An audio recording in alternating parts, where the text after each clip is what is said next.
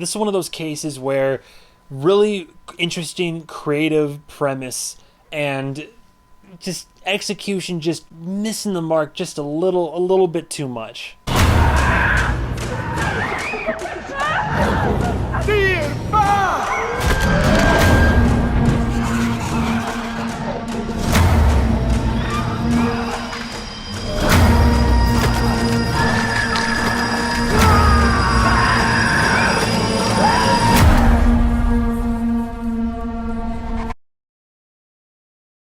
And today we have Out of Darkness. This one caught my eye, and it almost flew by on the radar because I kept forgetting the name of the film, but the trailer dropped for this one, as I'm sure you just kind of saw and kind of glimpsed a little bit. It's a, let's just call it a Stone Age, 10,000 years ago, survival horror film, which is interesting because sometimes we go back in the past, right? I mean, we've had futuristic sci-fi survival horror, obviously, medieval times, we've had westerns, but we don't often get so far back to the dawn of like just fire and flint and furs and just basic sticks and spears and whatnot. So I was curious, and the way the marketing is for this film, it basically advertises that what could potentially be a Stone Age creature feature. There could be something more mythical or like spiritual or like demonic happening. So I was in from the word go in terms of initial principle, like elevator pitch, concept, premise. It was all there for me.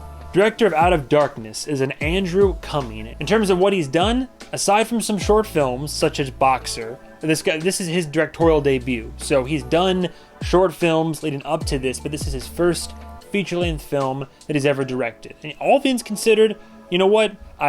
Regardless of execution, as a film in its entirety and what the effort that went into this, I will say bravo. Like, as a foray into this field and film survival horror, not too bad, sir. I didn't recognize any of the cast, but I will give some shout outs there though. This might be up for some debate because you have like a core group of people, a small group of people trying to survive in this kind of like new land they've come ashore to and are trying to hack it and start their own tribe, literally aside. They broke away from their old tribe to start a new one. But out of all of them, I think that our two leads by the time the film has run its course are Kit Young's character as, what was it, Greer, who I don't recognize, but I will say from a show that I've been meaning to watch, and I probably will watch it at some point. He plays Jesper in Shadow and Bone.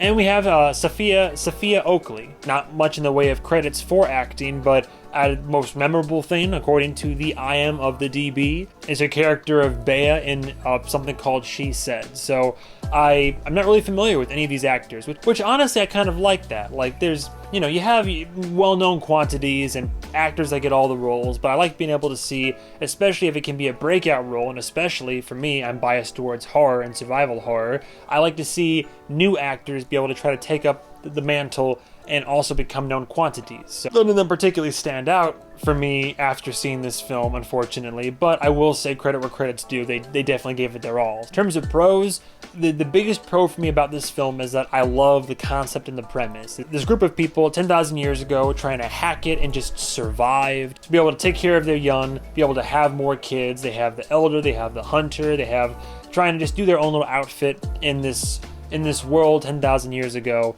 and in the middle of doing all of this, it seems that there's something sinister looking out in the darkness as night falls every night, and it just gets creepier and creepier, and they're like, what's going on? And this thing, and then, attacks happen, and then it just becomes pure survival, and finding out what the enemy is, how can we even fight it, can we survive, and we go from there. Concept is great, I love it. The setting is also great. It's low-key, I don't want to say Death Stranding vibes, but I mean, kind of similar, especially since a lot of this film is walking around and traveling, but the setting is like gray and like permanently overcast, it seems, and you have bleak beaches and you have dark claustrophobic forests and dank wet caves, but it's just very bleak and unforgiving environment. The soil here is infertile. It seems like a place where the life simply could not persist. and yet our primary cast of characters is trying to survive and hack it out here and try to make it work.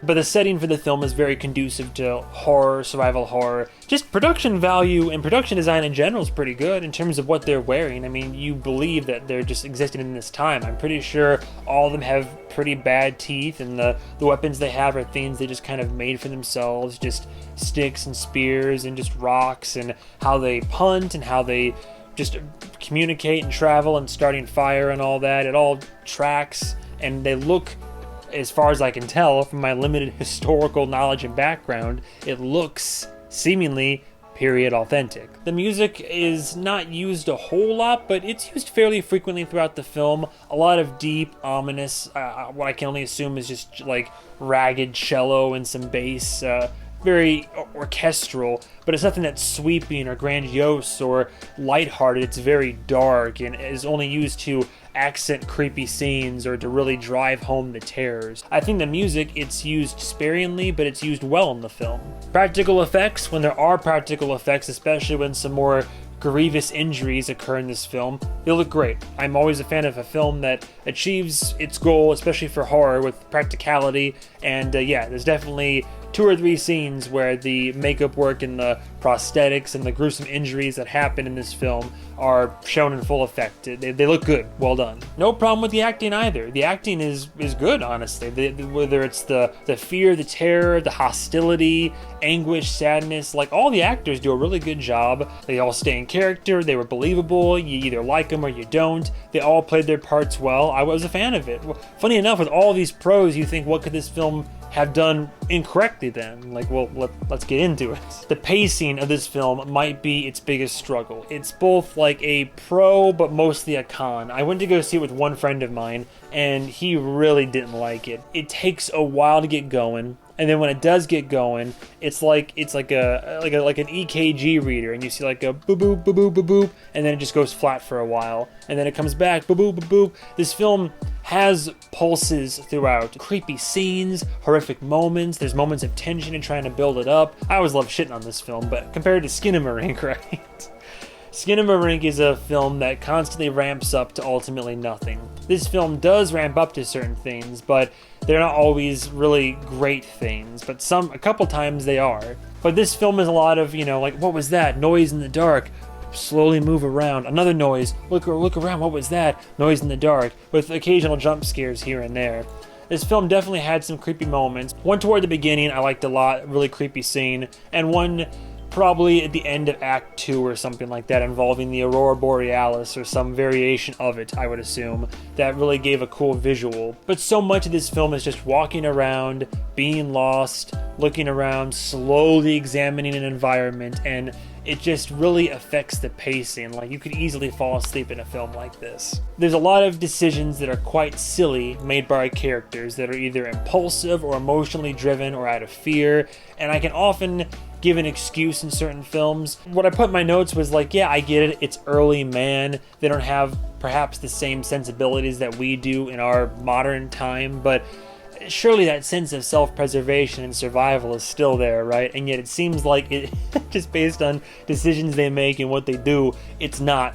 It's just not. They just sometimes don't really make the best decisions. They don't have the best strategies down. I get it. This is early Homo erectus or whatever the hell, but sometimes they just make silly decisions, and I'm like, oh, you're going to follow this thing in the forest even though you're going to avoid the forest before. I get it. You're chasing after someone who means a lot to you, but you're dooming the group. And then even later, it's like, oh, there's a cave system, and there's just a couple of us going into the cave system. Let's split up and go in 2 different entry points.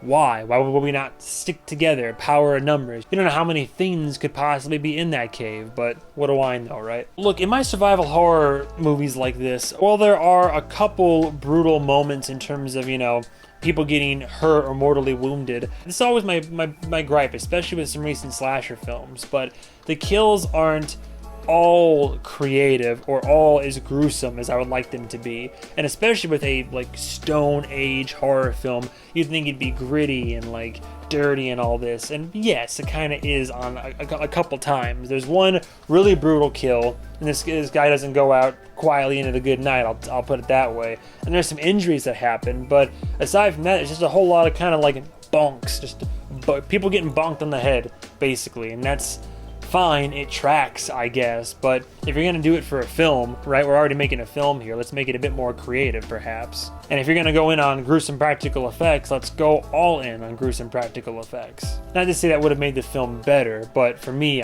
maybe it would have. Overall, I would just call this film wasted potential. It has a lot of things that it does and does well, and the foundation is solid, but when they started building the house that is this movie, it just, the rest of the execution wasn't as good as it could have been. Critics loved it, and I can understand why. Audiences not so much, and I'm kind of siding with the audiences. Normally, I'm all up for an underrated horror film or survival horror, but if you want a film like this, but that is actually interesting and very well done and entertaining, watching this, oddly enough, the first one that came to mind was The Ritual.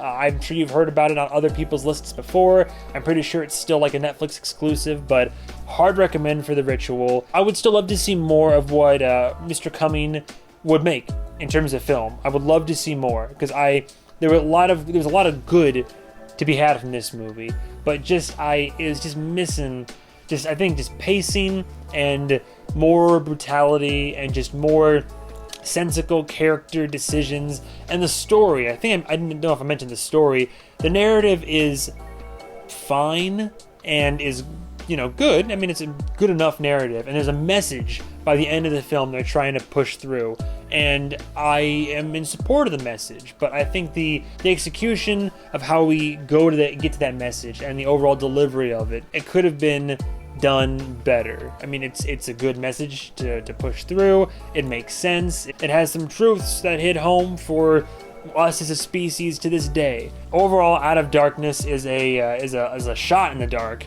that just kind of nicked its target, but didn't quite put him down. But for all these reasons, and honestly so many more we could have through discussions, I would give Out of Darkness I give it a low 3 out of 5. Although it has some really good nuggets that add some quality to it, it feels below average to me. There's some stuff with Darkness that could have really worked out, and they kind of dip into it, but not enough for my preference. But that's all I gotta say about Out of Darkness. Thank you guys and gals so much for watching, and stay tuned for the next episode of every movie I review. Is it worth a watch in theaters? Maybe not.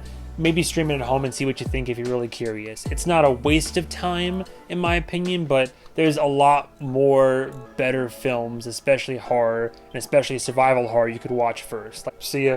Goodbye, travelers.